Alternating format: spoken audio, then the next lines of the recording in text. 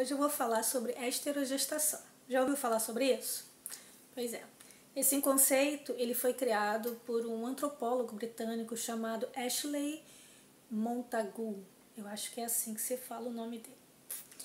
E esse antropólogo ele começou a estudar, a pesquisar a relação dos bebês humanos e dos bebês de outras espécies.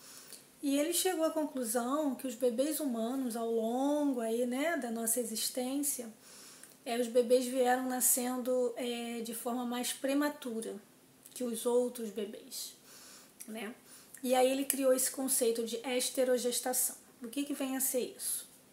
Seria a gestação do bebê fora do útero, que ele diz que o bebê humano ele precisa de mais tempo, ele nasce antes do tempo, ele ainda não está totalmente desenvolvido, então que ele precisa de mais algum tempo fora do útero sendo gestado. E aí o que vem a ser isso, O que a gente pode fazer com essa informação? Tem algumas coisas que podem ser feitas para ajudar o bebê a ficar num ambiente que seja parecido com o ambiente intrauterino, Ele passou por volta de 40 semanas lá dentro, então ele está acostumado com aquele ambiente. Depois que o bebê nasce, ele vai levar aí pelo menos uns 3 meses para perceber que a diferença entre ele e a mãe, para perceber que é um outro ambiente, Então, o que pode ser feito? É tornar um ambiente que o bebê está parecido, que faça lembrar o ambiente intrauterino. E aí, se a gente for pensar, como é que é o ambiente intrauterino? O bebê passou ali esse tempo todo dentro da bolsa com líquido amniótico. Esse líquido amniótico, ele protegia, a função dele é proteger o bebê, então protegia de impactos, os ruídos, de luz, Ele estava ali flutuando dentro daquele líquido morninho, E se alimentando através do cordão umbilical, Então estava tudo sendo provido para ele ali e ele estava ali, encolhidinho, ali dentro flutuando.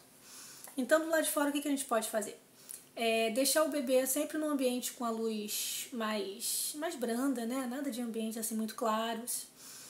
É claro que depois, até lá no finalzinho do 3º mês, a gente vai começar a colocar aquela rotina para o bebê saber o que é dia e o que é noite, deixar num ambiente mais claro durante o dia, um ambiente mais escuro à noite. Mas assim, nas primeiras semanas é bom, ele continuar naquele ambiente parecido com o útero.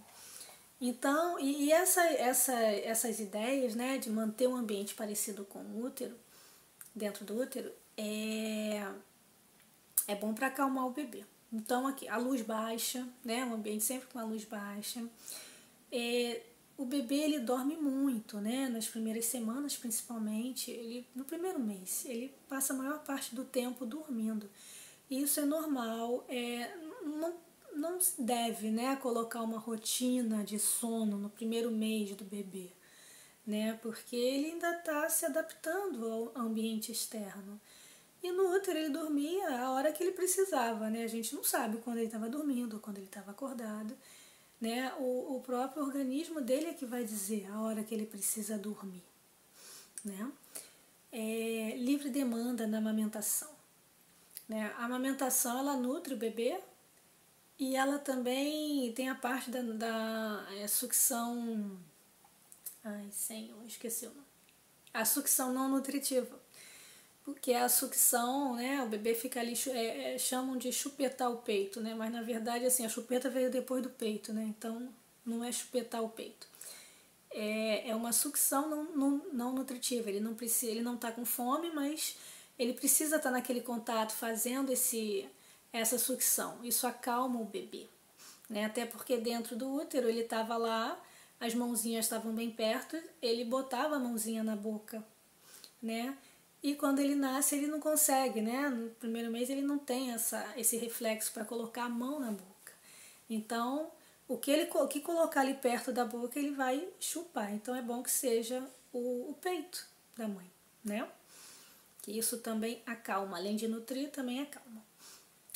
O toque, né? Fazer massagem no bebê, deixar o bebê pele a pele com a mãe, não só com a mãe também, pode ficar com o pai, né? Porque esse contato faz o bebê ficar quentinho, né? E faz o bebê se acalmar, né? Quando ele escuta o coração batendo, os sons internos, né, do nosso organismo, isso são ruídos que ele já está acostumado, então isso acalma o bebê, né? Traz segurança, tranquilidade. Com relação a esses ruídos também, né? Então, quando não puder, né, tá com o bebê no colo, encostadinho, ele escutando as batidas do coração. Existem os sons brandos, né, que acalmam o bebê. Por quê? Porque eles lembram esses ruídos internos, né? E aí é som de água, é som de alguns aparelhos, como aspirador, secador. E não precisa necessariamente estar usando esses aparelhos, né? Hoje em dia tem aplicativo com esses sons que fazem o bebê se acalmar. Tem aparelho, inclusive, não sei o nome exatamente. Tem um aparelho que se vende em lojas para bebês que é só para isso, só para botar lá perto do berço, com esses sonzinhos para o bebê se acalmar. E quando não tiver nada disso, fazer o barulhinho shhh, perto do ouvido do bebê, isso também acalma o bebê. E fazer esse barulho na altura que ele está chorando, porque às vezes o bebê está muito nervoso, está muito agitado, está gritando alto, e aí fazer esse barulho perto do ouvidinho dele, shhh, né?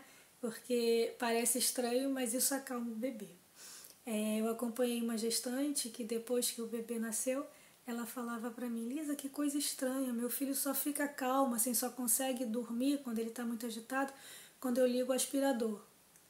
Mas é isso, né? É um som que faz lembrar lá dentro do ambiente uterino, né? E por isso que o bebê se acalma. Outra coisa são os movimentos, né? Quando ele está lá dentro, ele está ali flutuando no líquido amniótico.